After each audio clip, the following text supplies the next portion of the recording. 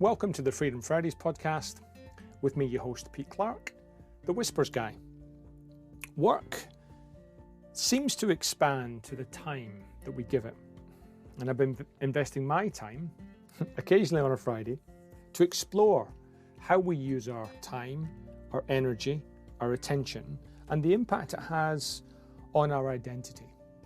I've been exploring over season 1 some of the mindset shifts in the handcuffs of I have to the freedom of I choose to. And I've shared some conversations, some tips, some tools about how you might want to invest your own time, your own energy, your own attention. How you might want to, if you choose to, make some changes to your identity. How you might have freedom from I have to and design a life around I choose to. If that's of interest to you, then this is the podcast for you. In season 2, I'm going to be exploring some experts and asking them what freedom means for them. And trying to help people work to live and not live to work. Trying to help people add life to their years and not just years to their life.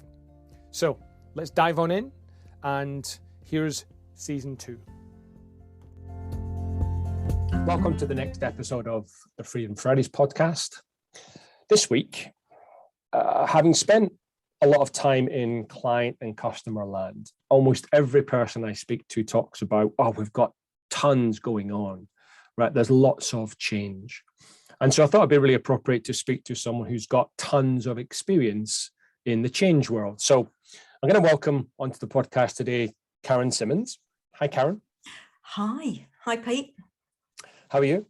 I'm very good. How are you? Thank you for having me on. Oh, you're welcome. It's a pleasure. And now, Karen, you've got tons of experience in the change world. So as I normally start this podcast with the same question, I'd be interested in your take on it. In the world of change, what does freedom mean for you? In the world of change, for me, it's about just being free to be who you are, and do that without harming others and being aware, but just be as you are. Don't put yourself down or make yourself into something that others say you should be. I think that's my view on it. Come as you are. Come as you are. Love that. Now, given my background, we could have a week's conversation about that, Karen. I'm interested, first of all, what if who you are isn't who you want to be? Oh, that's a good question. I think who you are is who you want to be. I think who you want to be is more because someone else says you should be. In terms of freedom to come as you are, I want leaders, especially because I work with a lot of leaders in organizations, and I want leaders to free themselves from who they think they should be to someone that they are. And I've witnessed so many people and so many teams with so much potential just not fulfill that potential because there's so much ego and insecurity in the way. Could you make a distinction there? Because when I was thinking about, what if you don't want to be who you are and you want to be someone different?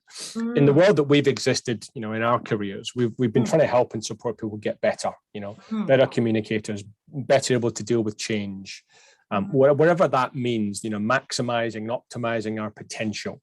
And so for me, the logic therefore is, who I am could be a bit better. So the future me, come as I could be, needs to be a bit different. So how do you kind of make that distinction between what's the ego and the insecurity doing that's keeping us there versus how it could support a better version of ourselves? Yeah, so there's a lot in that. So let's unpack that. Let's unpack that a little bit at a time. So cool. First of all, if there is something you want to change about yourself, I think that's the first thing. You have to want to. Yep. So if you want to change something about yourself, it's about identifying where you are now. How do you know you're not already what you want to be. It's just yourself that's getting in the way. So first of all, identify what it is you want to change. Have a good look at where you are now and what you can practice to do differently. A lot of it is about self-reflection, practice, acquiring some new knowledge, looking at people who act, behave, talk the way you want to, and then really unpacking that and starting to develop a plan for yourself around what little things about yourself can I change every day. And actually, I think most people are surprised that it isn't the big things. It isn't the, oh, I need to study for 3 years to become something else. It's tweaks, it's improvements, it's continuous improvement in ourselves. And even the best kind of coaches, yoga instructors, mental health practitioners, all those people will always say it's a lifelong practice.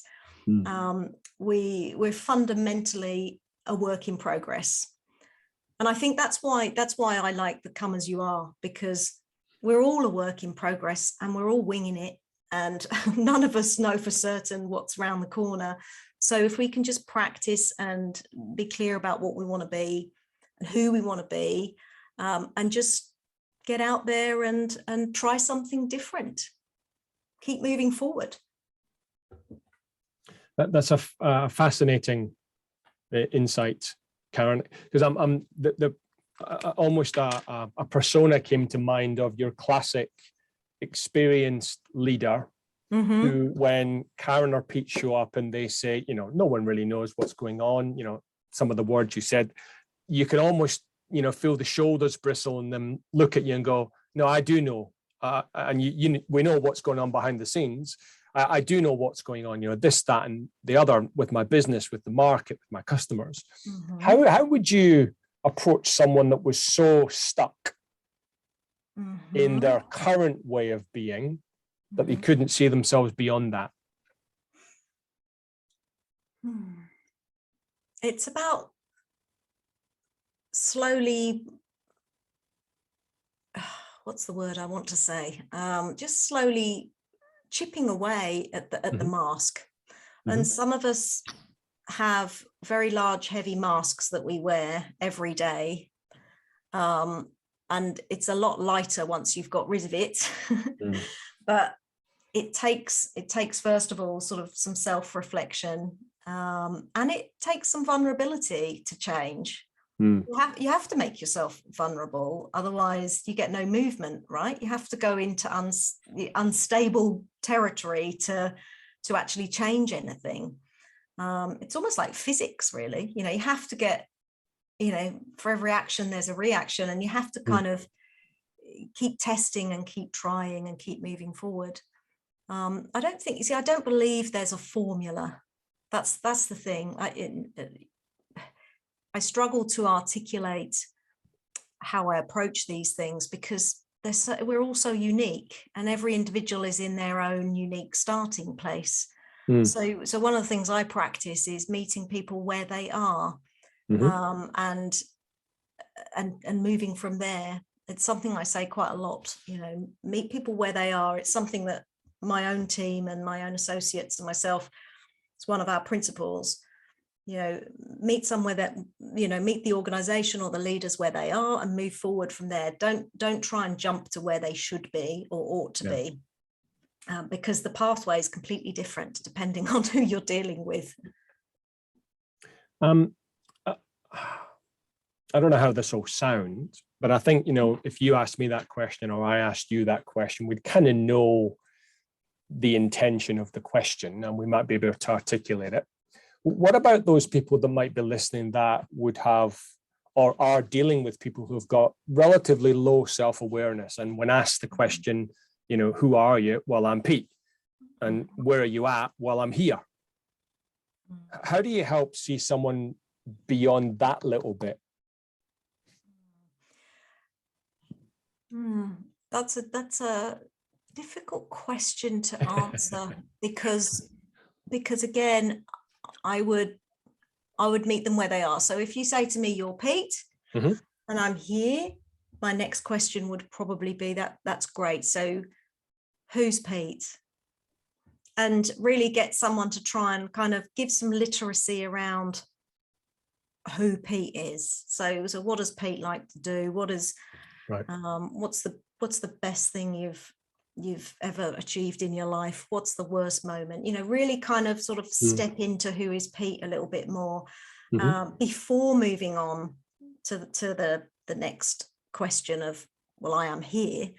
Well, what is here? What does that mean for you? I think it's about making sense of who we are, where we are. Once there's a little bit of literacy around that and we can explain it, we can then start to say, well, what do we need to do to move forward from here? Or why are we moving forward from here? What's wrong with Pete and where he is right now? And so it's exploring. An explorer's mindset, I think, is what I have. I'm fascinated by people, fascinated by all aspects of work, and fascinated by organizational ecology, really, like how all of those things work together. We just have to remain curious. Yeah. You said at the start, Karen, one of the premises would be you'd have to want to. Are there situations where I might not want to, but I have to? Yeah.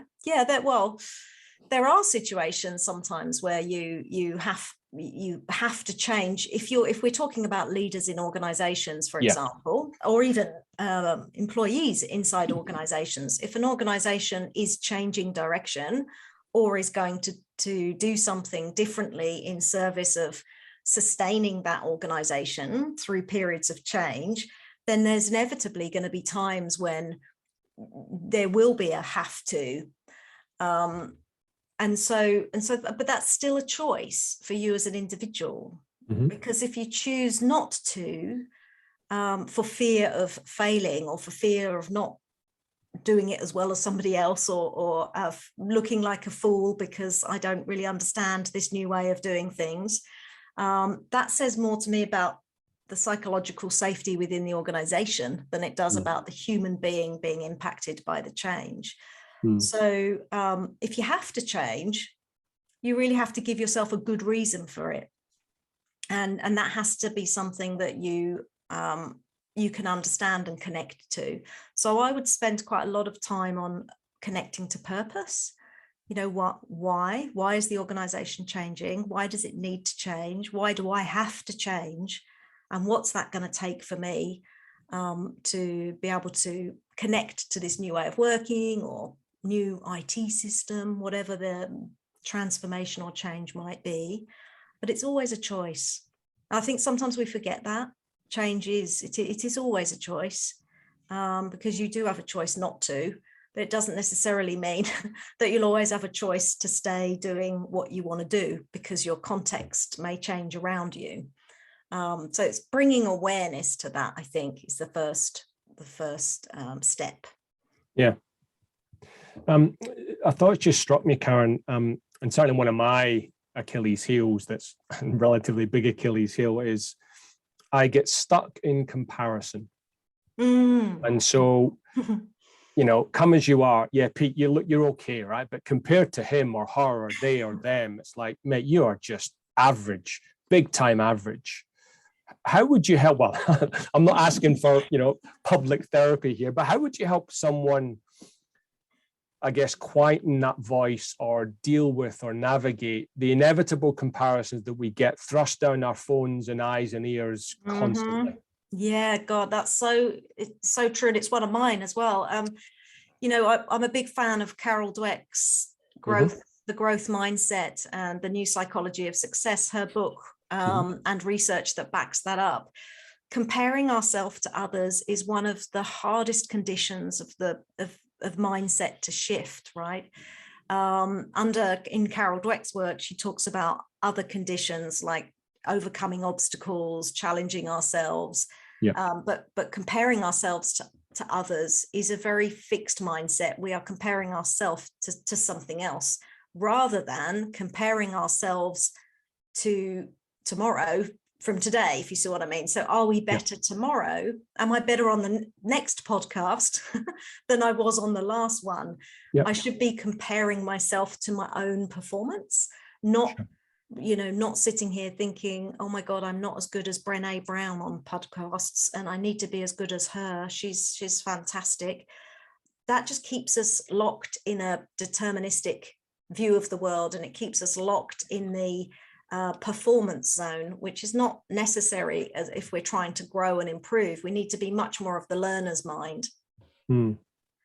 So I would help people to kind of say, let's just compare ourselves to where we were 6 months ago. Let's see what we can do now that we didn't think was possible 6 months ago. I mean, doing a virtual workshop for me in 2019 was rare, clunky, and really uncomfortable and awkward. And in 2020, when I did my first really big learning intervention, all virtual, I burst into tears halfway through because I was just awkward. It was awful. Yeah. And now some of these virtual tools and virtual workshops, I find such a gift in them. They're an amazing way to connect with people. But if you'd have asked me that in 2019, I'd have said no way. And if you'd have asked me in 2019, did you know that in 2022, you're going to be in the top 3% of global users of Slido? I'd have said, what's Slido? and now apparently I'm in the top 3% users in the world of it. So you know what I mean? If you compare yourself to others, you lose the richness of comparing yourself to yourself, which is going to keep us really reaching for what's possible. Thank you for sharing that vulnerability there. I'll reciprocate. And where I have a slight challenge with this view is, in the main, for most of my professional career, I've benefited from comparing myself to people that are better. Right? Whether that's on the golf course, whether it's as a parent, whether it's as a presenter, as a coach, I'm always looking, and I know we've got this obsession with ascension. We're always looking up. That's actually benefited me more than most situations. And yet I do see the terror that it causes me when I don't quite make it yet.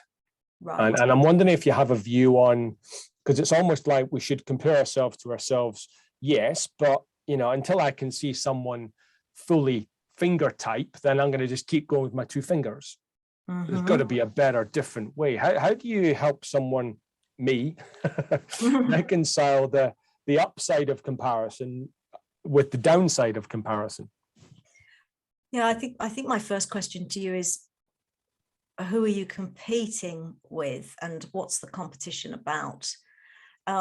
Because to be the best you can be, I would definitely encourage looking at others who you admire. So find the people you admire, find the ones that are doing not just what you want to do, but they're doing it in a way you want to do it. They practice the values that you have. They show there's someone you can look up to. And that sort of comparison is a way of learning from taking from others what you can bring into your own practice and your own way of being. But it's the expectation gap.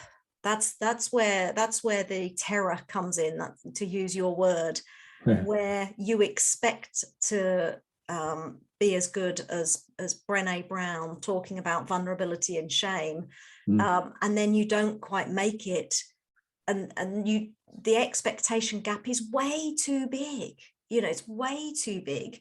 So we have to kind of have compassion for ourselves first, that this is where we aspire to be, and we're going to practice different skills and ways to get us there. But I don't want to be her. I'm not Brené Brown. I'm not the same person. You're not the same person as to whoever it is you compare yourself to. And everyone you compare yourself to will equally have challenges, insecurities, terror, fear, Yeah, no doubt. shame. They've already been through all of that with others they've looked up to. So sometimes I feel we need to kind of step back a bit and go, what are we competing for? What's that about? Let's understand that about what we want to be good at, and find the best pathway forward for us, without as much stress. I think one of the challenges as well is, well, what happens if you are as good as that person that you're comparing yourselves to? Where do you go next? If that's no fun either. You need to keep raising the bar, to the next. For me, there's always learning and growth, and so I wouldn't say don't look at other people and take great knowledge and skills and learning and observation from them, but because you're comparing yourself with someone who is not you, and therefore won't perform in the same way that you do. I like that question. What are you competing for? And I may just maybe ask for some of your experience, without naming names. What do you usually, are there any kind of common things people are competing for when they use comparison? Let's think about that. I've got so many different diverse thoughts on that. I spent a period of my life in Papua New Guinea, running a social development program over there, and I would find volunteers would be comparing themselves to the thought they had about the change they wanted to bring about in the community, for example. So I want to leave this place having enabled people to be literate, and comparing themselves to the fact that that was never going to be possible. And but it was their competition with themselves to kind of say, this is what I want to do for the community, but it doesn't work. I think with individual leaders,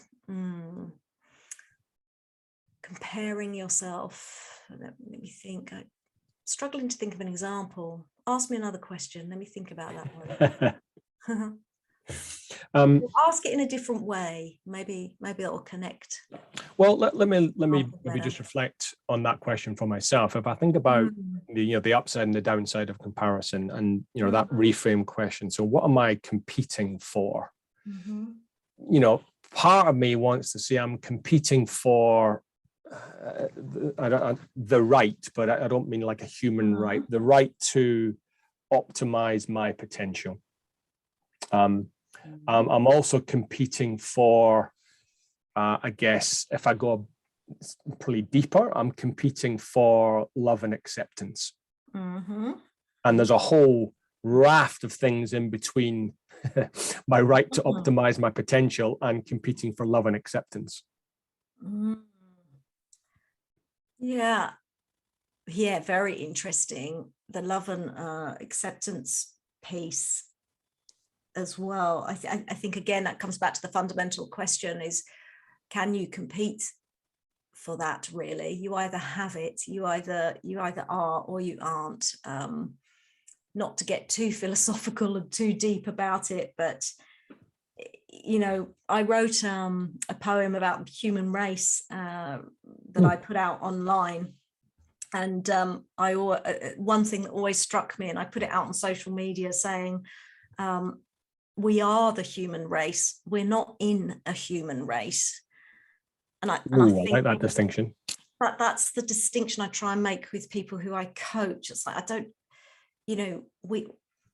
we are the human race. We're not in one. So of course people will compete for jobs, people will compete for promotion. Of course there compete. If you're a sportsman and you want to be at the top of your game, there are competitions that you have to enter in order to test yourself in terms of where you are against others. And so there are competitions, races that we have to run occasionally, and we can prepare ourselves for those. But a constant, it sounds very draining to constantly be in a competition with being better. Do you know what I mean? Yeah, I do. Yeah, but it's exhausting. It's exhausting. It is exhausting. It's totally exhausting. And I do it all the time. It's, you're constantly looking at how you can get better and better and better, and it is exhausting. So sometimes we just have to give ourselves a break, really, and have a bit of compassion instead of competition. And so when you say competing for the right to be better or to improve yourself, it should be, again, it's a choice. It's actually, there's no one putting pressure on you to be better. I don't need anyone else giving me that hard time. I was going to say it's probably you that you're without a doubt. Everyone that cares for me would go, Pete, stop. You're done, right? You've done enough. And I'm going, just one more. And the thing that's interesting there, Pete, is I wonder if there's a part of you as well that thinks, but if I stop competing, I'm going to lose my edge. Is there part of you that feels that if you slow down, does that mean I'm not going to be as the top of my game? Because that's a fear that we all have, and that I hear a lot. It's like, if I ease off the pedal, then I'm never going to get back on. I'll lose my edge. I won't be as good. I need to be switched on all the time. Despite Karen, without a doubt, there's a massive part of that. Yeah. And here's where I struggle. Maybe this is turning into a therapy session. Here's where I struggle, and I've been working on this with the little practices for the last 2 or 3 years. Mm-hmm. I don't really feel like I've got a job. Mm-hmm. Right? Those of you that can see my background, I've read and read lots of stuff, so I'm always interested in, and it's not knowledge for knowledge's sake. So I'm always nudging and pushing and provoking because I get energy from it. Mm-hmm. It feeds me. Mm-hmm. And yet I feel full many times. Yep. And it's toggling the balance between, not eating metaphorically for a while, so I'm hungry, versus stuffing my face full of more quotes, more articles, more books, etc., and finding that equilibrium, if you like, is a real challenge. Yeah, no, I struggle with that one too, because many years ago, when I sort of started out in my career, you were lucky if you read one business book every 3 months. There was only one, and it was and the Harvard Business Review was my kind of go-to. It still is, but it's like it was there so that I could find out where the latest thinking was.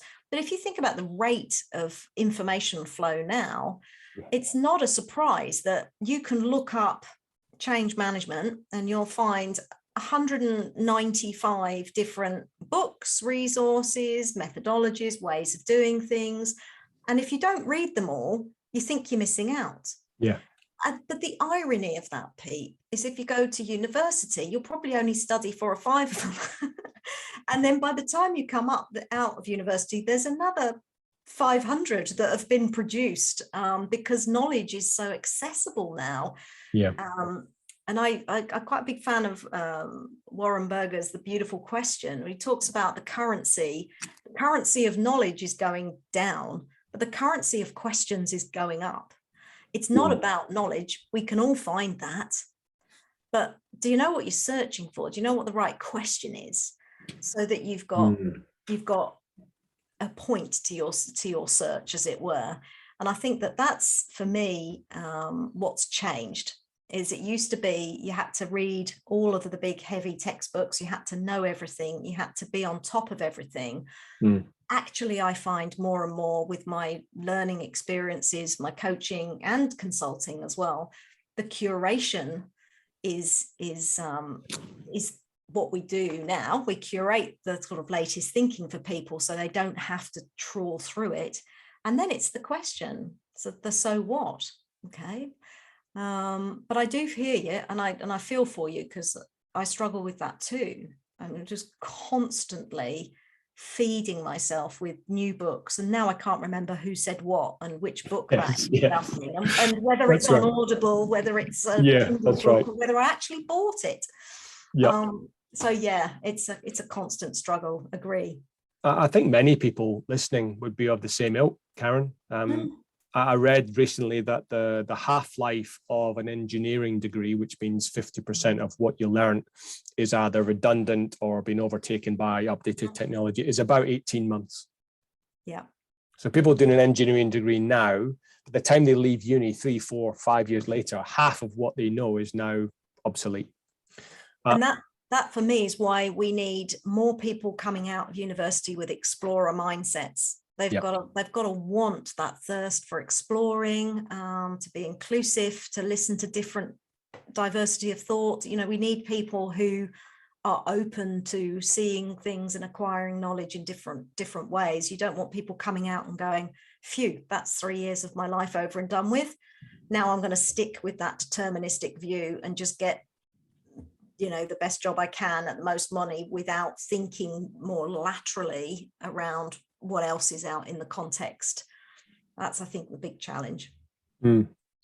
I do feel for the current uni grads, and, I've got 25, 22 and 18-year-old, and they're coming into a world where, again, I don't know how old you are, Karen, but my growing up was, my comparison was the kids on the same street. Yeah.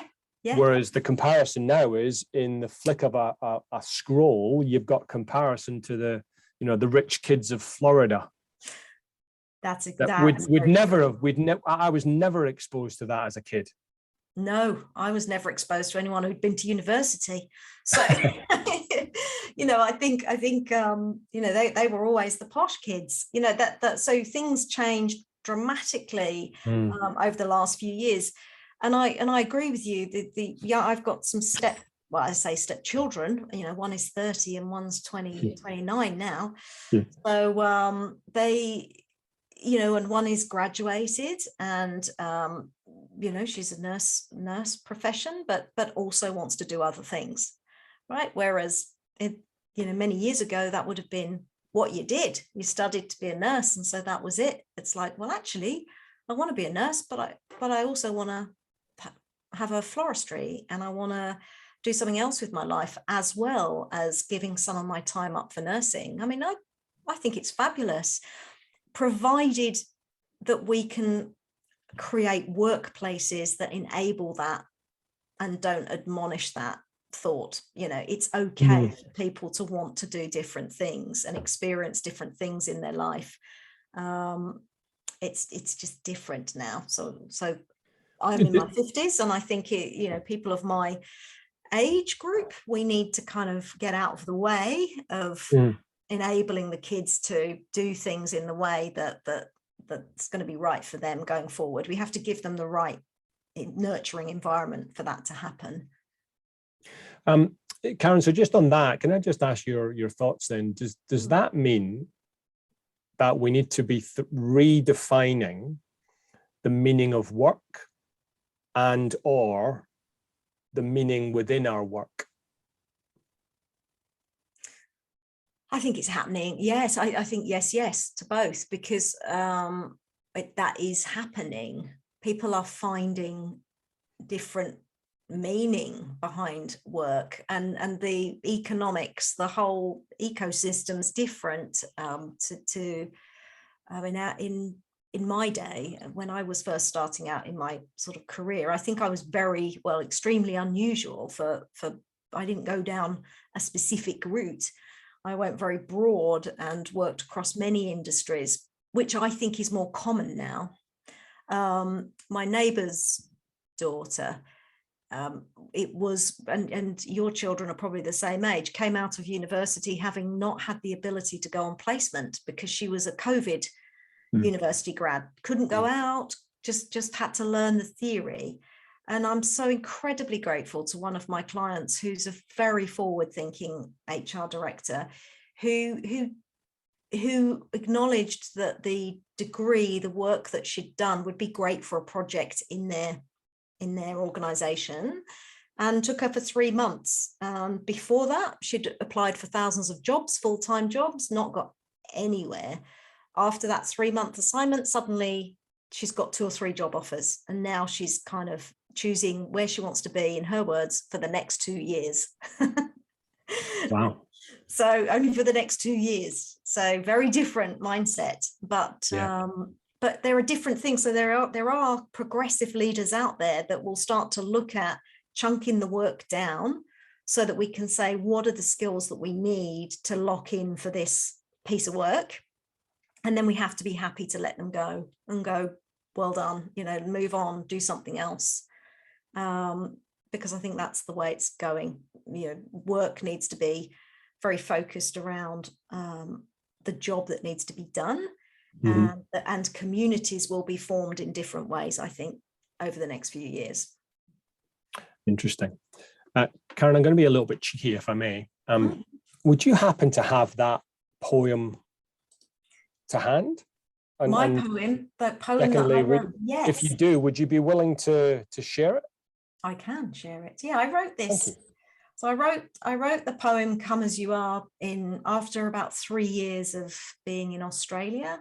And it was written from a place of compassion to really just encourage leaders to free themselves from what I observed as stress-filled obsession with being the best and being right. And I found myself getting a bit like that too. So I sat down and wrote a poem. So it's called "Come As You Are." If you want your team to achieve a lot more, please leave your hierarchy at the door. Come join the discussion as the person you are. Be present and curious. Don't judge from afar. Open yourself up to not being the boss. Diversity of thought should be nurtured, not lost. Every team player has the potential to share, though willingness comes when there is trust and care. So be the boss that shows the spirit to create, and not the one that needs to dominate. And when you do leave your hierarchy at the door, just watch how your team will achieve so much more. Wow. That's it, my little ditty. Thank you. You're welcome. If it's okay with you, Karen, we'll probably put that in the show notes for people to read again, because I'm sure there's plenty of insights from even just some of the the ways that you've expressed what you observe going on. Thank you. No, I think I find I'm a bit of a deep thinker and also a bit of a creative at heart. So I just struggle to write long-winded white papers and prefer to write short ditty poems instead. Yeah, well, there's a skill and a passion there. Yeah, thank you. I'm going to tap into your curation skills, if I may, over the next 2 or 3 questions, mainly for the people that are listening. You've mentioned quite a lot about things being a practice. Pretend I know nothing. What are your top 3 tips to make something a practice? Top 3 tips to make something a practice. Keep it small and specific. So, for example, let's use an example. I think feedback. I want to be able to give feedback better. Well, that's too big. That's too broad. What is it you're going to actually practice? So really challenge yourself to sort of start out with something you want to improve, and then almost coach yourself into kind of making it very specific. What's the one thing that you can do differently to improve this skill? So I would say break it right down. There's a great book by BJ Fogg called Tiny Habits, which is super reading to help with kind of framing and reframing how we can break things down. The second thing I would say, use your power of observation first. So it's a skill that is so overlooked. We go straight into acquiring knowledge and then practicing it through our words and our actions. Whereas actually, step 1 for me is, again, just be curious, see how other people do it. Ignore, like, who have you had feedback from? Observe other people giving you feedback. Notice how they do it. Keep a notebook on what you're practicing. I think that would be my 3rd tip. always keep it, close to hand, so that you can go, oh, that was a really good question. I've got my notebook here. That was a really good question that Pete asked. So I will write things down. If I want to improve my questioning, I'll find them everywhere, and then I'll practice one question that I want to put into my coaching practice, for example. So not all of them, just one, and see how that goes. So be very deliberate about it. So keep it specific. Use your power of observation, not just the theory, but look at how it's done and how it's done well. That could be through videos, it could be through just observing people, and then keep a notebook, keep a journal of all your highs and lows. I heard a bit like we've talked about, I can't remember who was it said it, but it kind of resonated on what you've said, that one of the secrets, and it's not even a secret, to high performance in any field is being somewhat comfortable, somewhat okay with doing the mundane and the dull and the choreful, because those are the things that lead to, over time, cumulatively, us being a better version of ourselves. Yeah, there's quite a lot of housekeeping involved in getting better at something. One of my favorite, Eduardo, who runs the growth mindset faculty, he was Carol Dweck was his mentor. There's a great TED talk by him called The Learning Zone versus the Performance Zone. And he breaks down in that 15-minute TED talk, and I'm happy to give you the link for your show notes as well. That'd be great. He breaks down what it is to learn a skill, and we have to get out of the performance zone, because if we talked at the start here about comparing ourselves with others, that's really performance zone. That's when we're kind of running that race and we're trying to see whether we're better than. The learning zone is when we've already done that race and we're sitting down and going, right, my starts need to be a bit better. I feel like I'm losing pace midway through, so maybe I need to do a bit more on my stamina. The learning zone is when we really do our homework and sit down and practice our starts at the start of the race 1,000 times over. That's the mundane bit that you were talking about. Yeah. It isn't actually doing the performance. Yeah. You have to, after this podcast, go away and go, great, okay, so what happened, what's gone well, what's not gone well, and break it down. When I first got into this role 23 years ago, one of the first pieces of kit that I was given was a blank journal. And it was a cultural thing where, and because, we're in the domain of getting constant feedback from clients and customers 24/7.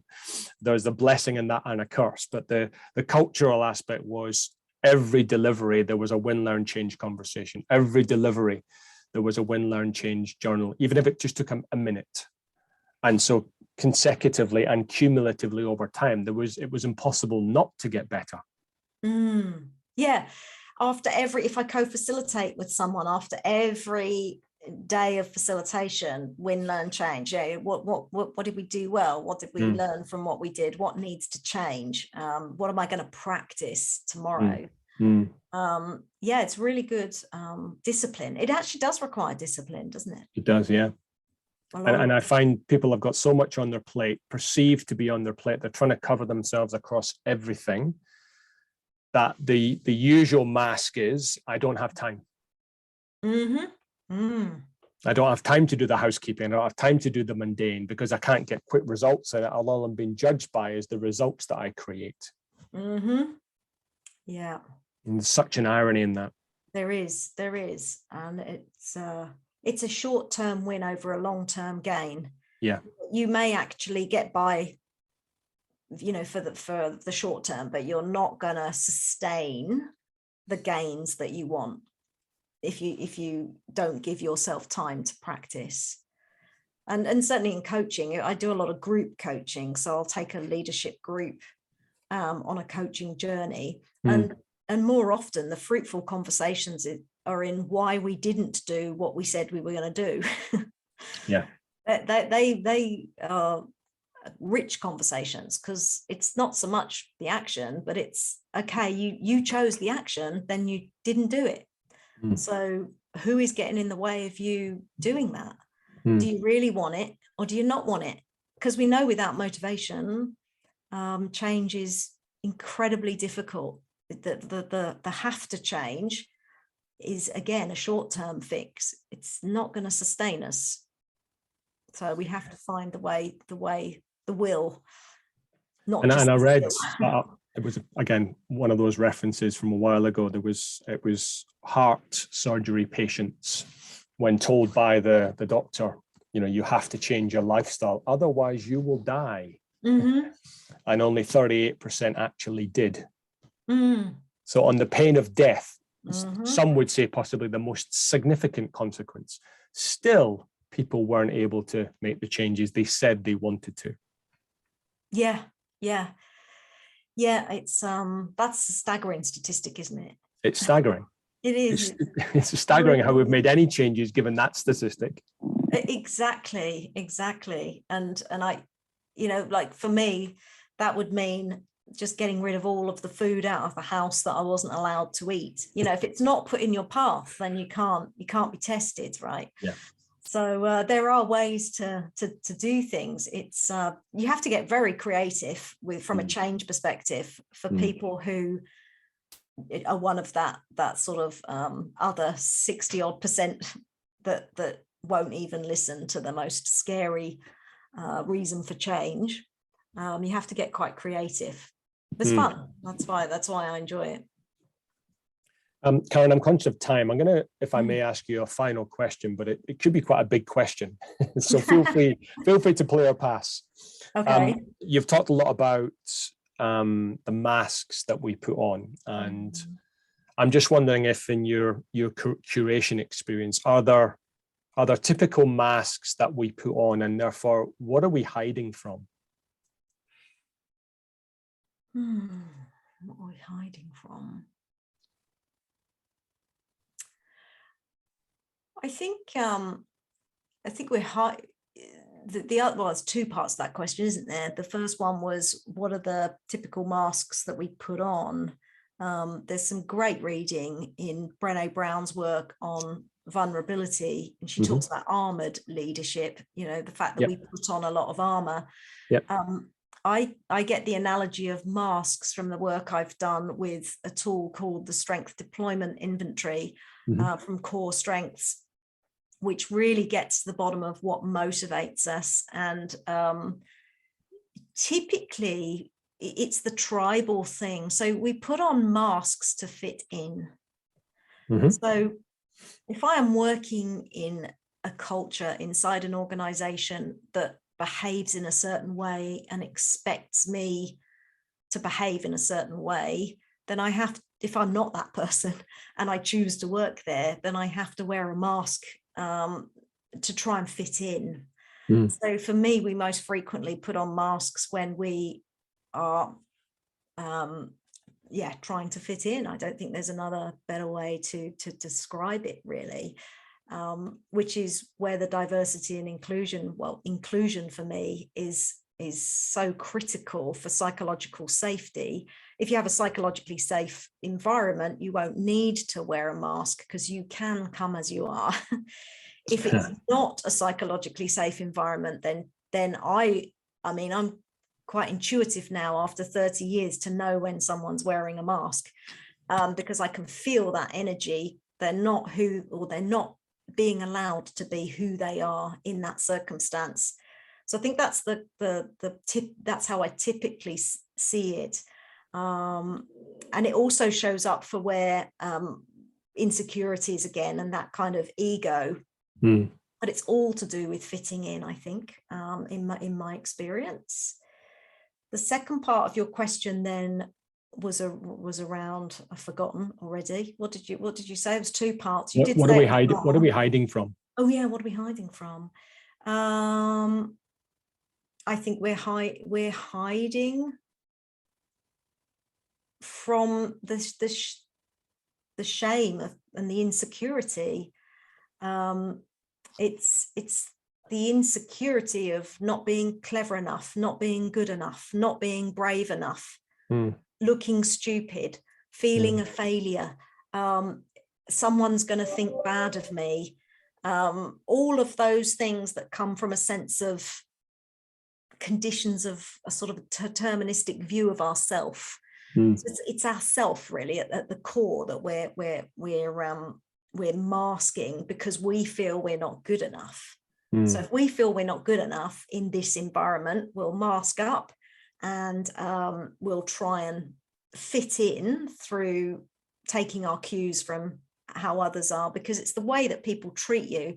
One of the beautiful things that I learned from the strength deployment inventory many years ago, I've been working with that tool for over 20 years now, was the fact that on the inside, we are motivated. We behave because we're driven by what we're motivated to do and what our intentions are. Yep. The problem is that others see us through how they react to what we do. So that whole dynamic is fueled with misinterpretation and miscommunication. And that's where the difficulty comes in. Nobody can see my internal intentions unless I voice them. They can only see my behavior, and that behavior might be driven from all sorts of places, but it's normally frustrations, insecurities, the big fear of something. It's usually underneath the mask somewhere. Which seems like a perfect kind of closing comment to come back to your counsel right at the start, which was to come as you are. Yeah, let's just hope that we have many more workplaces in Australia that put as much effort into psychological safety as anything else, because that will enable people to really show up, because they're hiding behind that mask is a wealth of potential. And unless people are able to come as they are, you will never be the best organization you can be. You'll never be better tomorrow. So for me, fearless organizations are psychologically safe. They also embrace that diversity of thought. And so I want more of those. Hear, hear. Karen, I'm really conscious of time, and thank you, first of all, for your transparency, to your insights. And I may just finish with a couple of light questions, if you wouldn't mind maybe just giving your first response to these, just to kind of close off a little bit. Yep. Are you sunrise or sunset? Sunrise. Last movie you laughed at? What I Did on My Holiday with Billy Connolly, and I cried. I laughed and cried in equal portions. Wow. Your favorite question? Anything left unsaid. Ooh, love that answer. And a book that's changed your life?